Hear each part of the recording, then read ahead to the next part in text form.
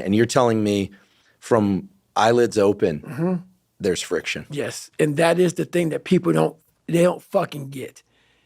The biggest misunderstanding about David Goggins of all time, it's like, whether you believe in God or not, I do.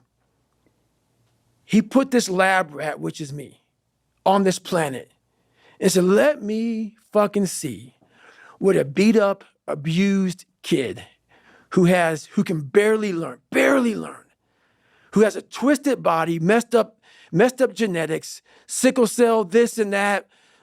Let me give him everything that pretty much disqualifies you from the military.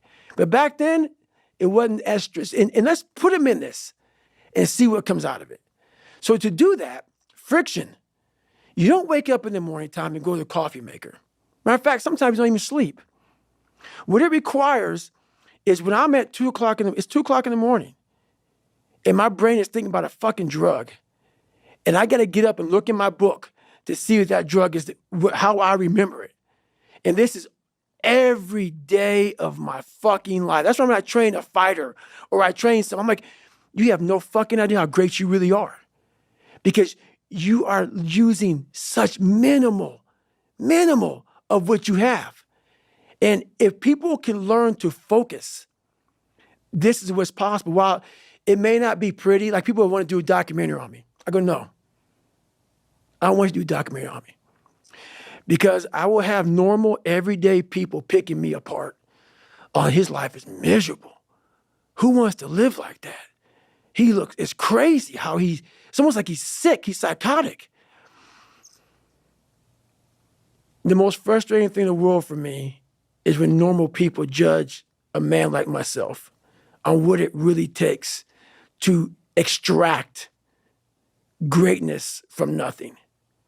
It takes every bit of who you are if you choose that route. If you don't, Merry Christmas, do what you got to do.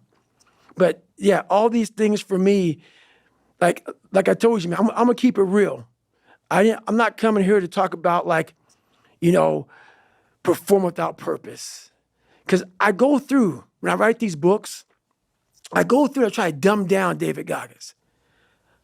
How can I give normal people, and I'm normal, but I found something that most don't want to find. How can I speak to people and give them something from this crazy psychotic brain that I've developed? How can I give them that? So I sit down with Jennifer for years and write down perform without purpose, callous your mind, armor your mind, the cookie jar, the accountability mirror, shit that people can fucking use in their lives. No.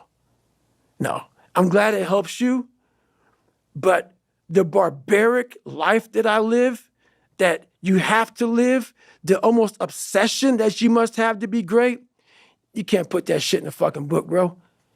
You can't put it in a book. You can't. You can't write about it. It has to be experienced. It has to be experienced.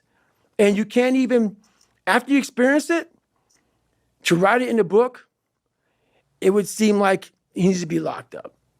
Too gory. It's too gory. It doesn't make sense for a guy that every second of the day, he is trying to extract more from something.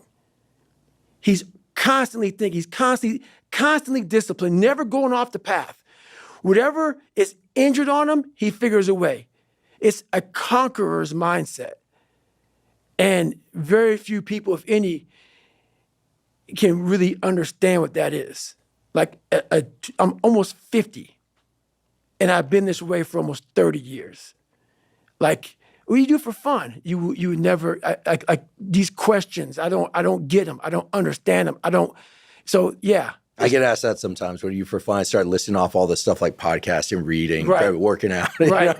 But so some of that resonates, but I think what's so truly unusual about what you're describing, your process, is that, from go, it's hard. Yep.